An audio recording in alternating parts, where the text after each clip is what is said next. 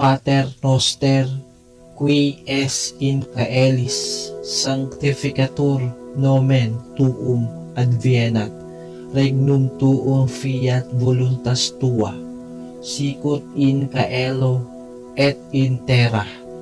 Panem nostrum quotidianum da noeis hodie, et dimite nobis debita nostra, sicut et nos dimitimus debitoribus nostris, et ne nos inducas in tentationem, sed libera nos a malo. Amen.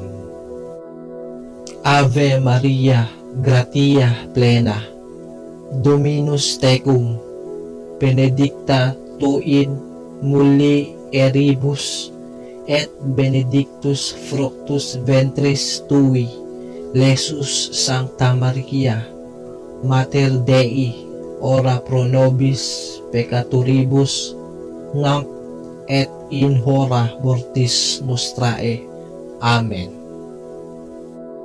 Credo in unum Deum, Patrem omnipotentem, factorem caeli et terrae, visibilium omnium et invisibilium, et in unum Dominum Iesum Christum, Filium Dei unigenetum, et ex Patre natum ante omnia saecula, Deum de Deo, lumen de lumine, Deum verum de Deo vero, genitum non factum, consubstantialem Patri, perquem omnia facta sunt, qui propter nos homines et propter nostram salutem, descendit de caelis et incarnatus es de Spiritus Sancto, ex Maria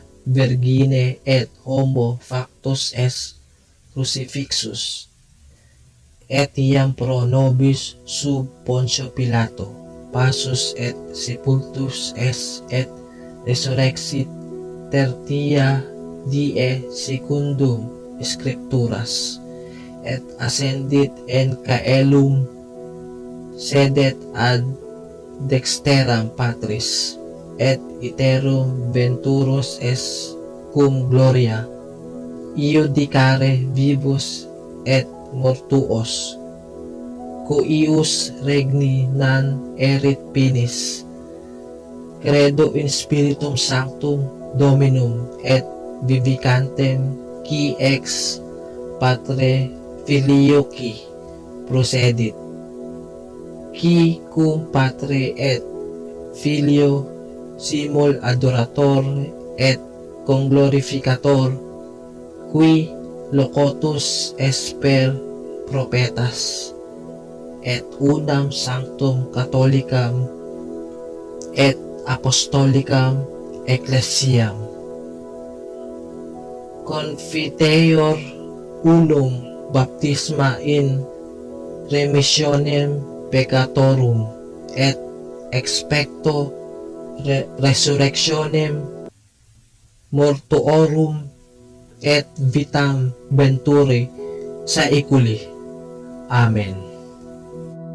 Gloria Patri et Filio et Spiritus Sancto, sicut erat in principio et nunc et semper et in saecula saeculorum.